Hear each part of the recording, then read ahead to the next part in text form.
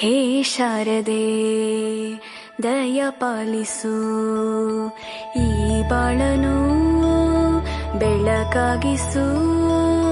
ಹೇ ಶಾರದೆ ದಯ ಪಾಲಿಸು, ಈ ಬಾಳನು ಬೆಳಕಾಗಿಸು.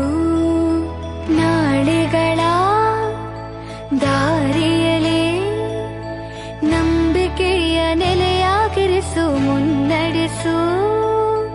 ಕೈ ಹಿಡಿದು ನಾವಾಡೋ ಪದ ಪದದಲ್ಲೂ ಸಂಚರಿಸು.